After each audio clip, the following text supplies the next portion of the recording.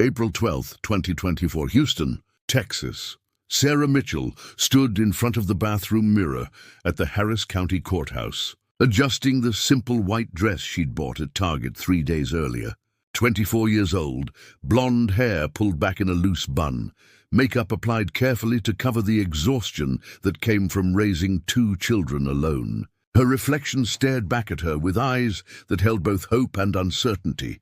Through the thin walls, she could hear her 3-year-old daughter, Emma, giggling in the hallway, probably chasing shadows or playing with the buttons on her small yellow dress. 9-month-old Lucas was quiet, sleeping in his stroller after the long drive from their apartment in Spring Branch. Sarah's mother had offered to watch the kids during the ceremony, but Sarah insisted they be there. She wanted them to see that their family was becoming whole, that someone had chosen them, that they mattered. Carlos Reyes waited outside the courtroom, his dark hair slicked back, wearing a pressed black suit that looked expensive. At 36, he carried himself with the confidence of a man who knew how to charm his way through life. Sarah had met him 6 months earlier on a dating app designed for single parents. His profile showed him smiling with his nephew, claiming to be a construction contractor, originally from Bogota, Colombia, who'd moved to Texas for better opportunities. He spoke English with an accent that Sarah found exotic, romantic even. He called her mi amor and told her she deserved better than struggling alone. Their courtship moved with startling speed. Video calls every night, flowers delivered to her apartment, promises that he would take care of her and the children. Sarah's sister Jennifer warned her about moving too fast, about knowing too little about this man's past. But Sarah was tired of being alone, tired of working double shifts at the Walgreens pharmacy while her babies stayed with whoever could watch them. Carlos offered stability, partnership, a father figure for Emma and Lucas. Their biological fathers had disappeared the moment things got difficult. Carlos was different, or so she believed. The wedding ceremony lasted 11 minutes. A justice of the peace read standard vows, while Emma twirled in circles and Lucas slept peacefully. Carlos slipped a simple gold band on Sarah's finger. She did the same for him. They signed papers. The official declared them husband and wife. Carlos kissed her gently, his hand resting on the small of her back. Emma clapped her tiny hands together. The official smiled and said something about new beginnings. Sarah's phone buzzed with congratulatory texts from her mother and sister. Jennifer's message read, "I love you. Please be safe. Call me tonight." Sarah responded with a heart emoji, pushing away the small voice in her head that whispered warnings she didn't want to hear. They drove back to Sarah's apartment in Carlos's silver Ford F-150, stopping at Whataburger for lunch. Carlos ordered for everyone, insisting on paying despite Sarah's protests. He seemed relaxed, happy even. He played peekaboo with Emma in the rearview mirror. He helped Sarah carry the sleeping Lucas inside when they arrived home. Everything felt normal, domestic, like the beginning of something good.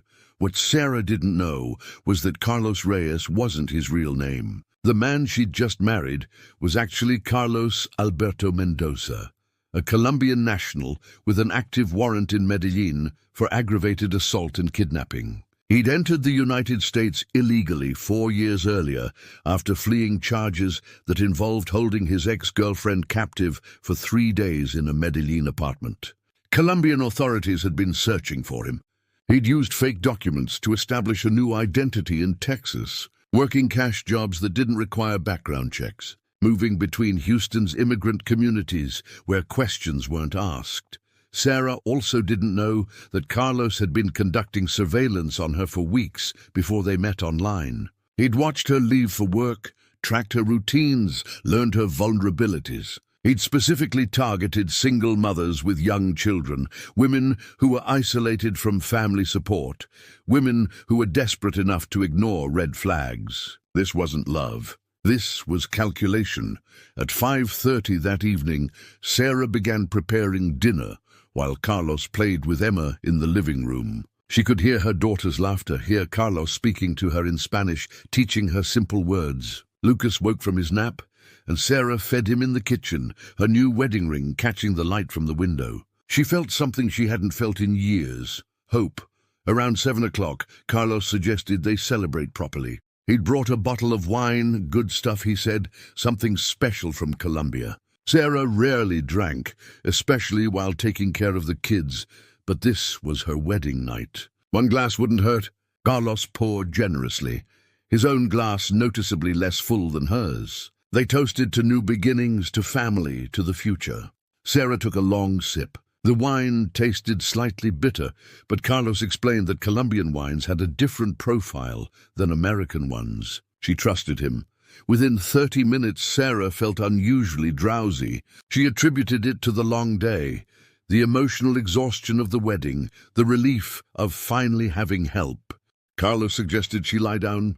He would put the kids to bed. Sarah protested weakly, but her body felt heavy, her thoughts becoming sluggish. She stumbled to the bedroom, barely registering Carlos guiding her to the mattress.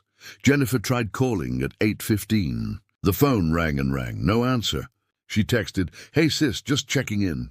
How's married life?" The message showed as delivered, but never read. Jennifer felt that familiar knot of anxiety in her stomach, the one that had been there since Sarah announced she was marrying a man they'd barely met. She told herself she was being paranoid, that Sarah was probably busy with the kids, that everything was fine. She would try again in the morning. At 9:30, Carlos carried Emma to her small bedroom.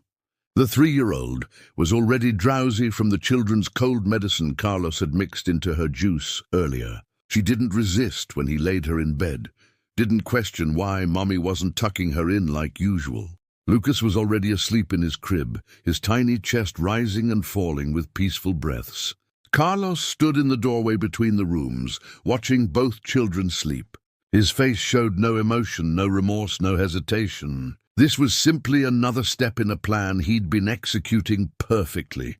In the master bedroom, Sarah lay unconscious, the wine glass still on the nightstand where she'd left it. Inside that glass, residue from crushed Ambien tablets mixed with the cheap wine Carlos had purchased specifically for this purpose. He'd done this before in Colombia, perfecting the dosage needed to incapacitate without killing immediately. He needed time. He needed control. And now, 37 hours stretched ahead of him like an open road.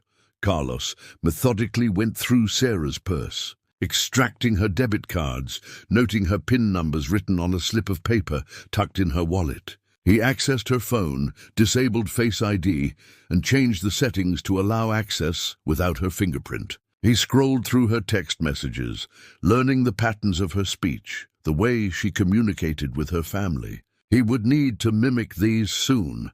Outside, Houston's spring evening settled into darkness. Traffic sounds from Beltway 8 hummed in the distance. Neighbors went about their Friday night routines, unaware that just beyond their shared walls, a predator had successfully isolated his prey. The apartment complex, a sprawling collection of beige buildings popular with young families and working-class immigrants, would later be described by residents as quiet, safe, the kind of place where nothing bad ever happened, but something bad was happening. Something irreversible had already been set in motion.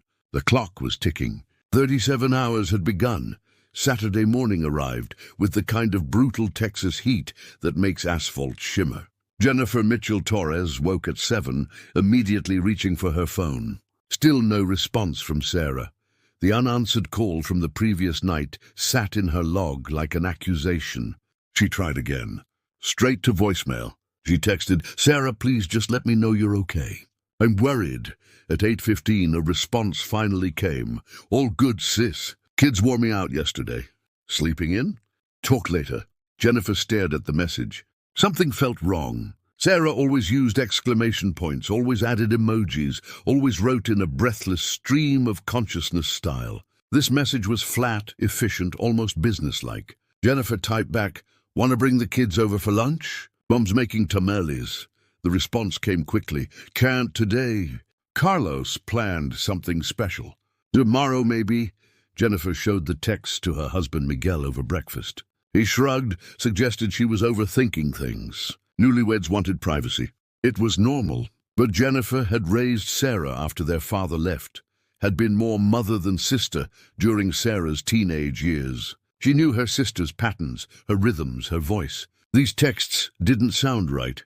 Inside the Spring Branch apartment, Carlos had been awake all night.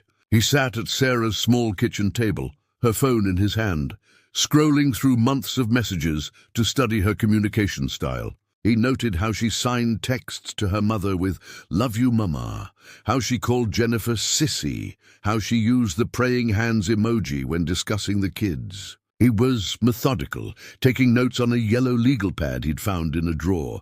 Sarah remained unconscious in the bedroom.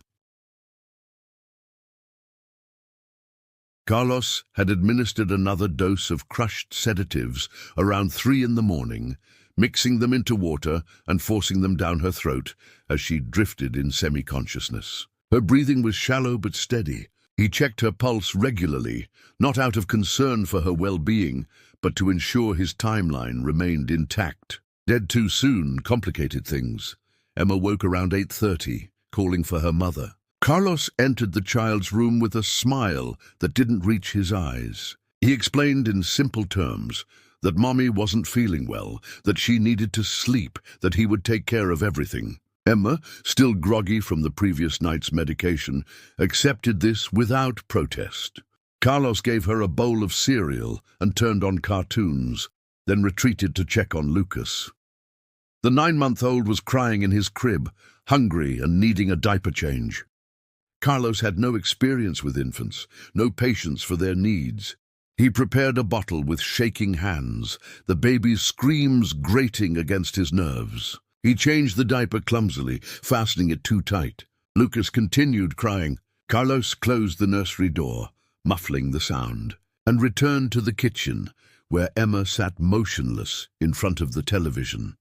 By noon, Carlos had transferred $300 from Sarah's checking account to a prepaid debit card he'd purchased the week before. He used her laptop to access her email, changing passwords, noting her upcoming work schedule at Walgreens. He found her employee login information, her tax documents, her lease agreement. He photographed her driver's license, her social security card, her birth certificates for the children. Information was currency, and he was collecting everything of value. Sarah's mother called at 1:30. Carlos let it ring. A voicemail followed. "Mija, just calling to see how married life is treating you. Call me back when you can. Love you." Carlos listened to the message 3 times, studying the woman's tone, her cadence, the way she pronounced Sarah's nickname. He composed a text response from Sarah's phone. "Hi, Mama. Everything's wonderful. Carlos is being so sweet. I'll call you tomorrow. Love you." The response satisfied Sarah's mother, but it troubled Jennifer. She called Miguel at work, her anxiety building. He reminded her that Sarah was an adult, that she'd made her choice, that they needed to respect her space. Jennifer agreed reluctantly, but couldn't shake the feeling that something terrible was unfolding. Inside the apartment, the temperature climbed despite the air conditioning running constantly. Carlos had closed all the blinds, creating an oppressive dimness that made the small space feel like a tomb. Emma asked repeatedly for her mother. Carlos's patience wore thinner with each request. He gave the child more cold medicine, far more than the dosage recommended, and watched as she gradually became docile and quiet. By late afternoon, Sarah showed signs of coming around. Her eyelids fluttered. She mumbled incoherently. Carlos prepared another dose of sedatives, this time mixing them with orange juice. When Sarah's eyes opened briefly, confused and unfocused, Carlos lifted her head gently and brought the cup to her lips. "Drink, mi amor. You're dehydrated." Sarah, disoriented and trusting, swallowed without question. Within minutes, she slipped back into unconsciousness. Carlos used Sarah's phone to post on Facebook, "Best day ever. Feeling so blessed. Thank you everyone for the well wishes." He included a photo he'd taken the previous day at the courthouse, Sarah smiling with Emma in her arms. The post received dozens of likes and congratulatory comments. To the outside world, everything appeared perfect. As Saturday evening approached, Carlos made his first major mistake. He ordered food delivery to the apartment using Sarah's credit card. The delivery driver, a college student named Marcus Webb, would later tell police he remembered the order because the man who answered the door seemed nervous, agitated. Marcus noticed the apartment was dark, despite being early evening. Noticed a strong smell of cleaning products. Noticed the man quickly closed the door without the customary small talk most customers engaged in. Marcus thought it odd, but forgot about it within an hour. That night, Carlos barely slept. He sat in the living room, Sarah's phone in one hand, his own burner phone in the other. He researched bus routes to the Mexican border, cash-only motels, ways to disappear with children in tow. He'd done this before, fled countries to avoid consequences, reinvented himself in new places. He could do it again, but this time he needed to eliminate witnesses. This time, leaving survivors wasn't an option. Emma slept fitfully on the couch, her small body curled into a ball. Lucas cried intermittently throughout the night, his diaper unchanged for hours, his bottle empty. Carlos ignored him, letting the infant's screams become background noise. In the bedroom, Sarah's breathing grew more labored, her body struggling against the accumulation of sedatives in her system. 24 hours had passed since the wedding. 37 hours had been Carlos's window. He was already past the halfway point. Soon he would need to make his final moves. Soon the apartment would fall silent in a way that would haunt investigators for years to come. Sunday morning. Jennifer woke with the same knot of dread that had kept her restless all night. She immediately checked her phone. Nothing from Sarah, she called. Voicemail again. She texted, "Sissy, I need to hear your voice. Please call me." An hour passed with no response. At 10:30, Jennifer called her mother. Rosa Mitchell answered on the second ring, her voice cheerful, until Jennifer explained her concerns. Rosa tried to reassure her daughter, but Jennifer heard the uncertainty creeping into her mother's voice. They decided to drive to Sarah's apartment together, just to check in, just to ease their minds. Carlos saw them coming. He'd been monitoring the parking lot through a crack in the blinds, watching for any signs of trouble. When Rosa's burgundy Honda Accord pulled into a visitor spot, his jaw tightened. He moved quickly to the bedroom, checking Sarah's pulse. Still alive, but her breathing had become shallow, irregular. He administered another partial dose of sedatives, enough to keep her under, but not enough to kill her yet. Timing mattered. The knock on the door came at 11:15. 3 firm raps. Carlos composed himself, ran fingers through his hair, and opened the door just wide enough to show his face. Jennifer stood with her mother, both women wearing expressions of forced casualness that barely masked their worry. "Carlos, hi. We were in the neighborhood and thought we'd stop by, see how the newlyweds are doing," Jennifer said, her eyes trying to see past him into the apartment. Carlos smiled, but it looked rehearsed, mechanical. "Sarah's sleeping. She caught something, a stomach bug maybe. I'm taking care of her and the kids." His accent seemed thicker than Jennifer remembered. "Can we see her? Just for a minute?" Rosa asked, already moving toward the door. Carlos shifted his body, blocking the entrance. "The doctor said she needs rest, no visitors. She's very contagious. I don't want you getting sick too." He placed his hand on the doorframe, a casual gesture that communicated finality. Jennifer's instincts screamed. "What doctor?" "Did you take her to a clinic?" "Telemedicine," Carlos replied smoothly. "She video-called a doctor last night. They prescribed rest and fluids. Really, she'll be fine in a day or two." Rosa pulled out her phone. "Let me just text her, let her know we stopped by." Her phone's charging in the bedroom. "I'll tell her you came." Carlos began closing the door. "I need to check on the kids. I'll have her call you when she's feeling better." Before either woman could protest further, the door clicked shut. They heard the deadbolt slide into place. Jennifer and Rosa stood in the hallway, staring at the closed door, both feeling the wrongness of the encounter, but unable to articulate exactly what had triggered their alarm. "That was strange," Rosa said quietly as they walked back to the car. "That was more than strange. Mama, something's wrong." Jennifer pulled out her phone and called Sarah's number again. Inside the apartment, they could hear the phone ringing, despite Carlos claiming it was charging in the bedroom. Jennifer's blood ran cold. "We need to call the police," she said, her voice shaking. "And tell them what? That our daughter's new husband wouldn't let us in? That she's sleeping?" Rosa played devil's advocate, but her eyes betrayed her fear. They'll say it's a domestic matter, that we're overreacting. Jennifer knew her mother was right. Without evidence of immediate danger, police wouldn't force entry based on a family member's bad feeling. But every instinct told her that Sarah was in trouble, that those children were in danger, that time was running out. Inside the apartment, Carlos watched through the blinds until the Honda disappeared from the parking lot. His hands trembled slightly. The visit had rattled him, accelerated his timeline. He couldn't wait any longer. What needed to happen had to happen now. He entered the bedroom where Sarah lay motionless. Her lips had taken on a bluish tint. Her skin felt clammy and cold. Carlos had given her too much, pushed too hard. She was dying, possibly already beyond saving. He checked her pulse. Faint, irregular. He made a decision.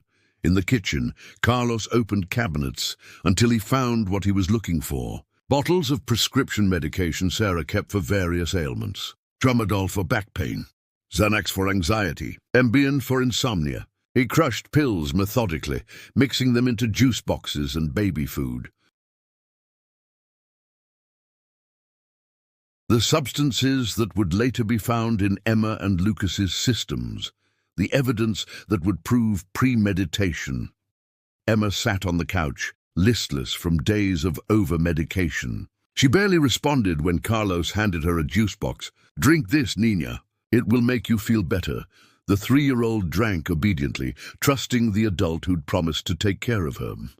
In the nursery, Lucas had stopped crying. The infant lay in his crib, dehydrated, exhausted from screaming for hours with no response. Carlos prepared a bottle, adding the crushed medication to the formula. He lifted the baby mechanically, forcing the bottle into his mouth. Lucas drank eagerly, desperately, unaware that each swallow brought him closer to a sleep from which he would never wake. By 2 o'clock Sunday afternoon, the apartment had fallen into an eerie silence. No children's voices, no television sounds, just the hum of the air conditioning and Carlos's footsteps moving between rooms. He checked Sarah first, no pulse. Her chest no longer rose and fell. He felt nothing looking at her lifeless body.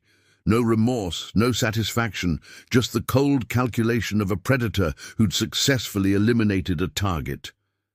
Emma was next. The child had fallen unconscious on the couch, her small body still warm but unresponsive. Carlos carried her to her bedroom, laid her on the bed, and pulled the blanket over her. In sleep, she looked peaceful. Within 30 minutes, her breathing would stop completely. Lucas proved more resilient. The infant fought against the sedatives, his small body struggling to process the toxic cocktail. Carlos stood over the crib, watching clinically as the baby's movements became sluggish, then still. By 3:15, all 3 victims were dead.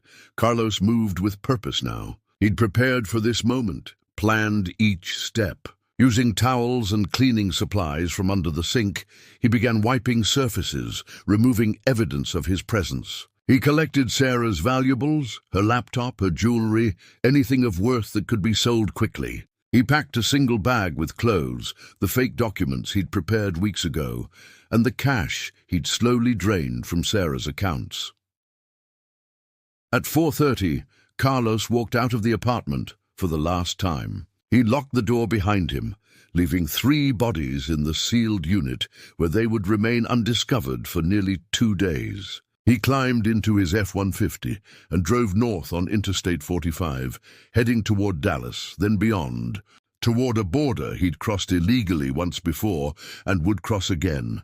Behind him, Jennifer was calling Sarah's phone obsessively. Rosa was debating whether to drive back to the apartment. Neither woman knew that their worst fears had already materialized, that the sister and daughter they were desperately trying to reach was already gone, that Emma and Lucas would never celebrate another birthday, never speak another word. 37 hours had elapsed since Carlos slipped that ring on Sarah's finger at the courthouse. 37 hours from wedding vows to 3 bodies cooling in a Spring Branch apartment. The math was brutal, efficient, exactly as he'd planned. Monday morning, April 15th, Sarah Mitchell had missed her shift at Walgreens. Her manager, Patricia Ruiz, tried calling 3 times before leaving a terse voicemail about attendance policies. By noon, Patricia escalated the issue to the district manager. Sarah had never been a no-show before, never missed work without calling. It was unlike her, especially now with a new husband and 2 mouths to feed. Jennifer had barely slept Sunday night. Every instinct screamed that something catastrophic had happened. At 8 Monday morning, she called the Houston Police Department non-emergency line. The operator listened patiently as Jennifer explained the situation. Her sister just got married, wasn't answering calls. The new husband acted strange. She had a bad feeling. The operator's response was predictable. Without evidence of a crime, without signs of forced entry or violence, there was nothing police could do. Adults had the right to privacy. Maybe Sarah needed space. Maybe she was enjoying her honeymoon period. She has 2 small children, Jennifer insisted. She would never just stop communicating. Not with her kids. The operator suggested calling Child Protective Services if she truly believed the children were in danger, but warned that would initiate a formal investigation that could damage family relationships if Jennifer's concerns proved unfounded. Jennifer hung up feeling helpless, trapped between instinct and bureaucracy. Rosa made a decision. She would go to the apartment with Jennifer, and this time they wouldn't leave without seeing Sarah. If Carlos refused to let them in, they would call the apartment manager, demand a wellness check. Rosa had buried her husband, survived cancer, raised 2 daughters, mostly alone. She wasn't going to let some man she barely knew keep her from her daughter. They arrived at the Spring Branch complex at 1:30 Monday afternoon. The parking lot shimmered with heat. Carlos's silver F-150 was gone, but Sarah's white Honda Civic remained in its assigned spot, covered in a thin layer of pollen from the weekend. Jennifer noted this immediately. If Sarah was sick, if she was staying home, why hadn't Carlos moved the car to wash it or run errands? The apartment manager, a tired-looking woman named Donna Sullivan, initially refused to open the door without a police order. Rosa pleaded, explained the timeline, the missed work, the unanswered calls. Donna had worked property management for 20 years. She'd learned to trust her instincts, and something about these 2 women's desperation rang true. "I'll do a wellness check," Donna finally agreed. "But you stay here in the hallway." Donna knocked firmly on the door. "Ms. Mitchell, this is the apartment manager. I need to confirm everything's okay." Silence. She knocked again, louder this time. Nothing. She pulled out her master key. The smell hit them the moment the door cracked open. Not overwhelming yet, but present. A sweet, sickly odor that Donna recognized from one other time in her career when a tenant had died alone and wasn't discovered for days. Her hand flew to her mouth. "Oh God, what? What is it?" Jennifer tried to push past, but Donna blocked her. "Call 911. Now, don't come in here." Jennifer's knees buckled. Rosa caught her daughter as the younger woman began sobbing, knowing before knowing, understanding that the worst had happened. Donna stepped into the apartment, her hand covering her nose and mouth. The blinds were closed, creating perpetual twilight. The air conditioning was running full blast, which had slowed decomposition, but couldn't stop it entirely. She found Sarah first. The young woman lay in the bedroom, her skin discolored, her eyes partially open. Donna backed out immediately, her hands shaking as she pulled out her phone. She'd seen enough. This was a crime scene now.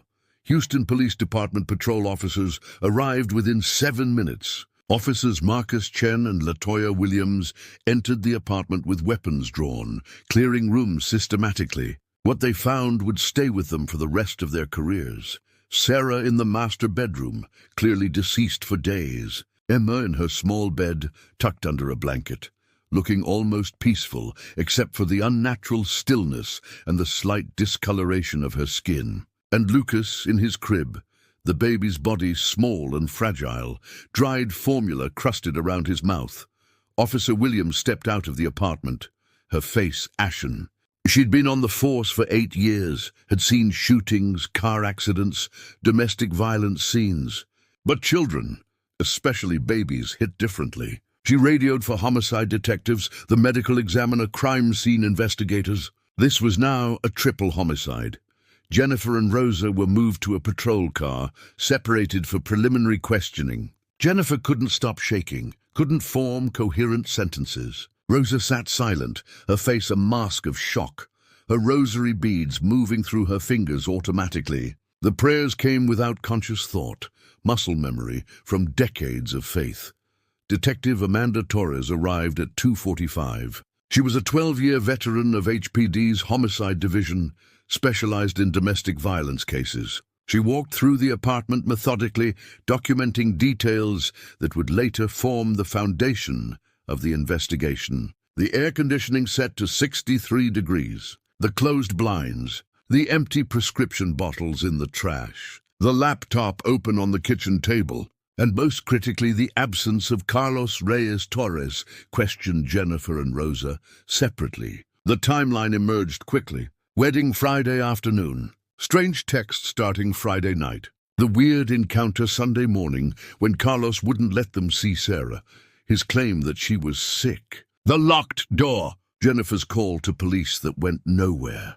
He did this, Jennifer said through tears. That man killed my sister and those babies, and I tried to tell someone. I tried to get help. Torres touched Jennifer's hand gently. You did what you could. I need you to tell me everything you know about Carlos Reyes. Everything. What Jennifer knew was shockingly little. They'd never met him before the wedding. Sarah had shown them photos, told stories about his construction work, his Colombian background, his kindness to her children. But concrete facts. An address. References nothing. Sarah had been swept up in the romance, in the promise of stability. She'd ignored red flags because she wanted to believe in fairy tales. Detective Torres ran Carlos Reyes through every database available. No criminal record in Texas, no previous addresses. The name appeared to be an alias. The social security number Sarah had written on her marriage license application came back as belonging to a deceased person who died in Arizona in 2019. Carlos Reyes, as he presented himself, didn't exist. By 6 Monday evening, the apartment had become a hub of investigative activity. Crime scene techs photographed every inch, collected evidence, documented the positions of the bodies. The medical examiner, Dr. Raymond Park, made preliminary assessments that would later be confirmed by autopsy. All 3 victims showed signs of drug toxicity. Sarah had ligature marks on her wrists, barely visible but present. The children had unusual levels of adult medications in their systems. This was planned, Dr. Park told Detective Torres. Someone administered these drugs deliberately over an extended period. This wasn't an accident or a moment of rage. This was methodical. Torres stood in the apartment as the sun set, watching the bodies being removed in black bags. She'd worked hundreds of homicides. Most followed predictable patterns, domestic disputes that escalated, gang violence, robberies gone wrong. But this felt different. This felt calculated in a way that suggested the perpetrator had done something like this before. She made a call to the FBI field office. If Carlos Reyes was using a fake identity, if he'd potentially killed before, this case needed federal resources. Immigration and customs enforcement needed to be notified. Interpol might need to run searches through international databases.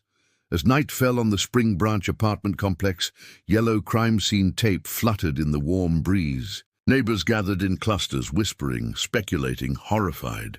A young mother and her babies, murdered just days after a wedding that should have been a beginning. Carlos's truck was gone. The suspect vanished, potentially hundreds of miles away by now.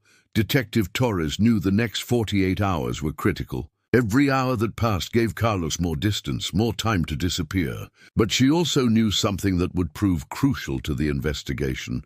Predators rarely stopped at one victim. If Carlos had done this before, there would be a trail. And Amanda Torres was exceptionally good at following trails. Tuesday morning brought the autopsy results that confirmed Detective Torres's worst suspicions.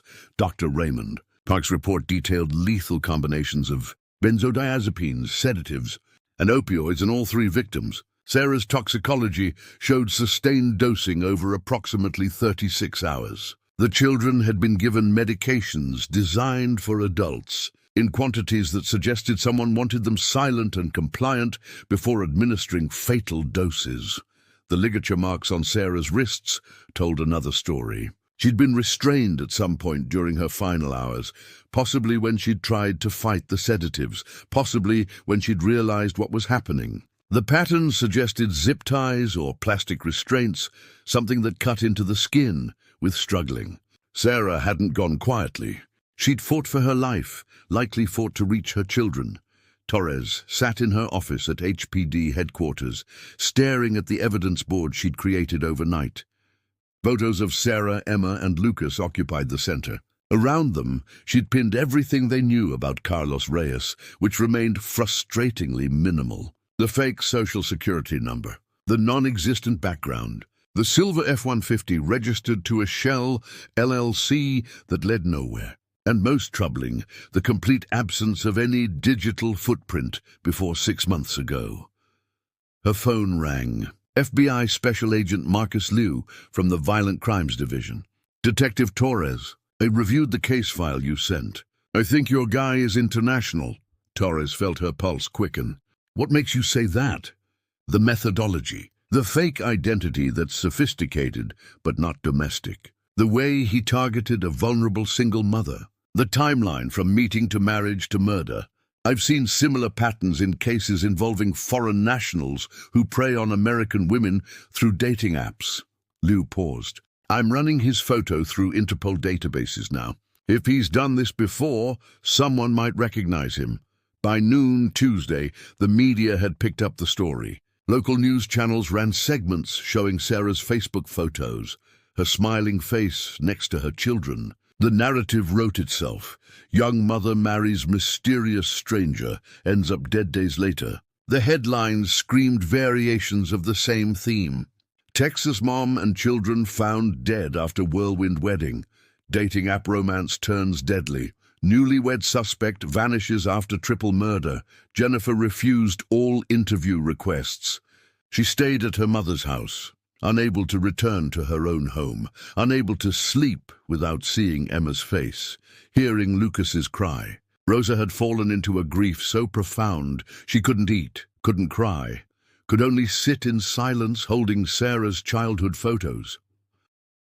At 2:15 Tuesday afternoon, Torres's phone rang again. Agent Liu, his voice tight with urgency. We got a hit. Your Carlos Reyes is actually Carlos Alberto Mendoza, Colombian national, wanted in Medellin for aggravated assault, kidnapping, and suspected murder. Torres grabbed a pen, her hand steady despite the adrenaline. Tell me everything. The story that emerged made her blood run cold. In 2019, Carlos had dated a single mother named Valentina Cruz in Medellin. 26 years old, one daughter aged 5. The relationship moved quickly. Within 2 months, Carlos had moved into Valentina's apartment. Within 3 months, neighbors reported not seeing Valentina anymore. When police finally performed a wellness check, they found Valentina's body in a closet, dead from a drug overdose that investigators believed was forced. The daughter had been drugged but survived, found unconscious but alive. Carlos had disappeared before police arrived. Valentina's case had gone cold when Carlos fled Colombia, using fake documents to enter the United States through the Mexican border. Colombian authorities had issued a warrant, notified Interpol, but without knowing his new location or identity, the trail went dead. Until now, there's more, Liu continued. Mexican authorities have a similar unsolved case from 2021. Guadalajara, single mother, 2 children. She met a man matching Carlos's description online. 3 weeks later, she was found dead in her home. Drug overdose. The children survived but were heavily sedated. The boyfriend had vanished. Mexican police believed it was the same guy who'd killed Valentina Cruz, but they couldn't prove it. Torres felt sick. He's done this before. Multiple times. This is his pattern. It appears he targets single mothers specifically, women who are vulnerable and isolated. He uses dating apps to find them, moves quickly to establish control, then kills them and disappears with whatever he can steal. Sometimes the children survive, sometimes they don't. Liu's voice was grim. Sarah Mitchell wasn't his first victim. She probably wasn't going to be his last. By Wednesday morning, Carlos's face was everywhere. News outlets across Texas broadcasted his photo alongside Sarah's, creating the visual juxtaposition of victim and predator. The FBI issued a federal warrant for Carlos Alberto Mendoza on charges of unlawful flight to avoid prosecution. Immigration and Customs Enforcement added him to their most wanted list. Border Patrol agents from Texas to California received alerts with his photo and vehicle description. Colombian authorities provided additional information that helped build the profile.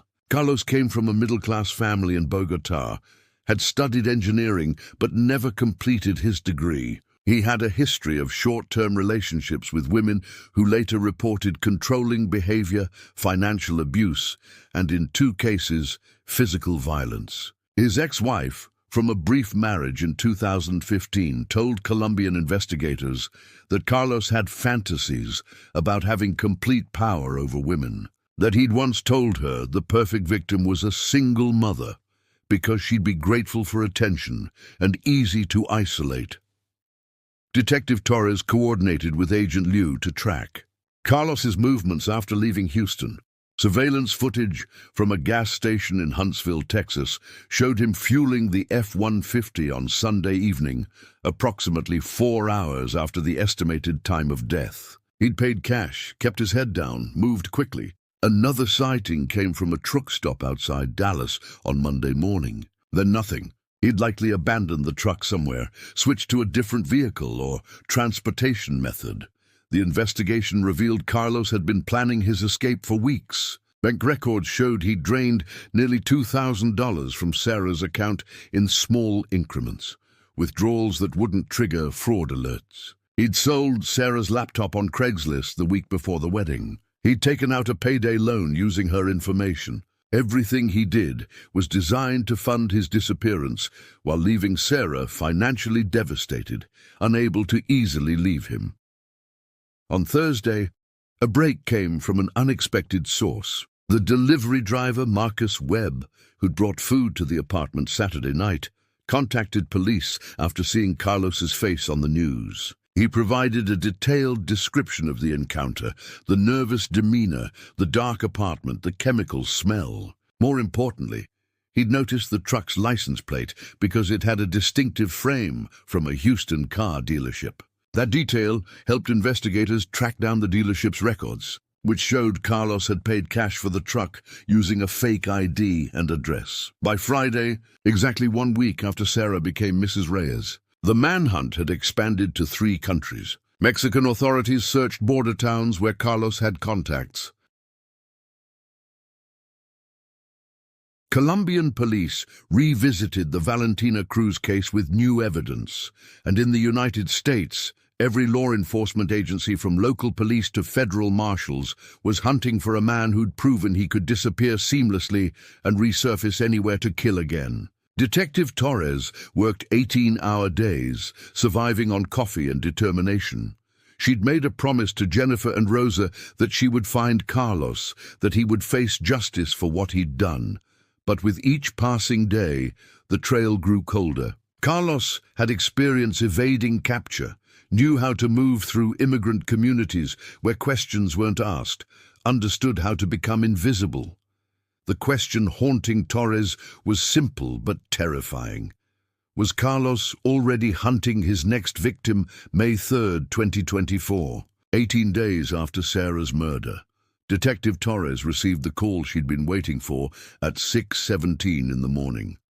A truck stop manager in Laredo, Texas, recognized Carlos from the wanted posters plastered throughout border towns. The man matching his description had been sleeping in a beige Toyota Camry in the parking lot for 2 nights, paying cash for showers and meals, keeping to himself. Local police moved quickly but carefully. Carlos was considered armed and extremely dangerous. SWAT teams surrounded the vehicle at dawn. Through the Camry's windows, they could see a figure sleeping in the reclined driver's seat. The loudspeaker announcement shattered the early morning quiet. Carlos Alberto Mendoza, this is the Laredo Police Department. Exit the vehicle with your hands visible. The figure stirred. For a moment, Torres, who'd driven through the night to be present for the arrest, thought he might try to run or fight. But Carlos simply opened the door and stepped out, hands raised, his face showing neither fear nor remorse, just exhaustion. He'd been living in that car for over 2 weeks, slowly making his way toward the border, waiting for the right moment to cross into Mexico. That moment never came. "It's over," Torres said as officers pushed Carlos against the vehicle to handcuff him. He looked at her with empty eyes and said nothing. In the car, investigators found Sarah's jewelry, her laptop, and a notebook containing names and photos of other women. Single mothers across Texas, New Mexico, and Arizona, all from dating apps, all potential future victims. Carlos had been shopping for his next target, even as he ran from his last murder. The arrest made national headlines. Texas mom killer captured. Triple murder suspect caught near border. But for Jennifer and Rosa, the news brought no relief, no sense of victory. Sarah was still dead. Emma and Lucas were still gone. Justice wouldn't resurrect them, wouldn't fill the unbearable silence where children's laughter should have been. The funeral took place on May 8th at St. Mary's Catholic Church in Houston. 3 caskets, 1 white and 2 tiny ones in pale pink and blue. Over 400 people attended, many who'd never met Sarah but felt compelled to bear witness to a tragedy that had shaken the entire city. Jennifer delivered a eulogy she'd written and rewritten a dozen times, her voice breaking with every sentence. "My sister believed in love. She believed in second chances. She believed that people could change, that kindness could heal, that everyone deserved compassion." Jennifer looked out at the crowd through tears. Those beautiful qualities that made Sarah who she was, those are the same qualities that a monster used to destroy her. "And I'm angry. I'm so angry that being kind got her killed, that trusting someone got her killed, that wanting a father for her babies got her killed." Rosa couldn't speak. She sat in the front pew, held by relatives, her face a portrait of devastation that no words could articulate. She'd outlived her daughter and grandchildren, a violation of the natural order that would haunt her remaining years. Carlos's trial began in September 2024. He pleaded not guilty despite overwhelming evidence, forcing the families to endure a 3-week trial that exposed every horrific detail of Sarah's final hours. Prosecutors presented the timeline, the fake texts, the methodical drugging, the evidence of premeditation.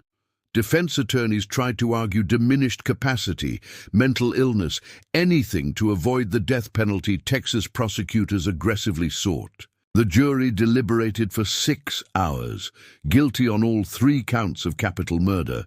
The sentencing phase took another week. Carlos showed no emotion as the verdict was read, no reaction when the judge sentenced him to death by lethal injection. He was transferred to a maximum security prison to await the lengthy appeals process that would likely take years, possibly decades. But the story didn't end with conviction. In the months following the trial, Detective Torres worked with federal authorities to investigate the other names in Carlos's notebook. They identified 8 women across 5 states who'd been communicating with profiles Carlos had created. All were single mothers. All were vulnerable in some way, financially struggling, recently divorced, dealing with mental health issues. All had been targeted. Law enforcement contacted each woman, explained what Carlos had planned, showed them Sarah's story. 3 women admitted they'd been planning to meet Carlos in person within weeks. One had already given him her address. Torres quite possibly saved their lives by connecting the dots before Carlos could claim more victims. The case sparked a national conversation about online dating safety, about the particular vulnerabilities of single mothers, about the warning signs of predatory behavior.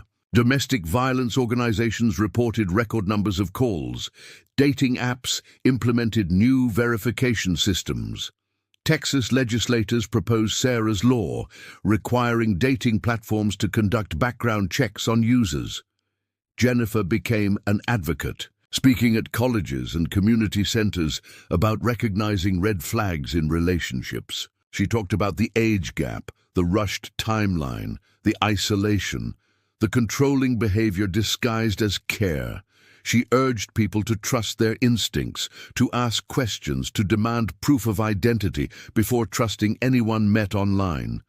Sarah's death can't be meaningless, Jennifer told audiences. If one person sees themselves in her story and leaves before it's too late, if one mother protects herself and her children because of what happened to my sister, then Sarah's life mattered beyond the tragedy.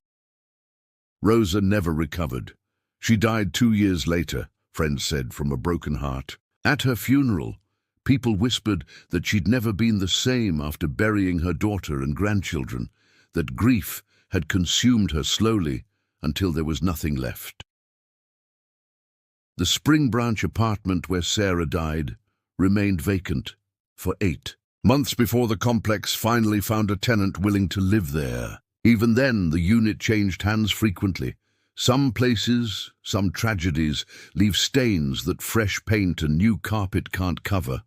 Carlos sits on death row as of this writing, filing appeals, writing letters that no one reads, existing in a cell that represents a fraction of the prison he built for his victims. He'll likely die of old age before Texas executes him, a mercy his victims never received. Sarah Mitchell was 24 years old when she died.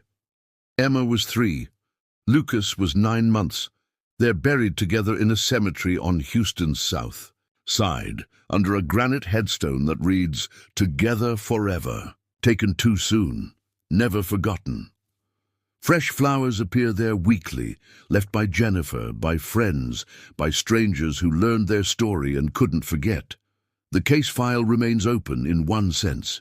Colombian authorities continue investigating. Whether Carlos killed Valentina Cruz's daughter, whether that child died from her injuries after Carlos fled. Mexican police still work the Guadalajara case, trying to determine if those children survived and where they are now.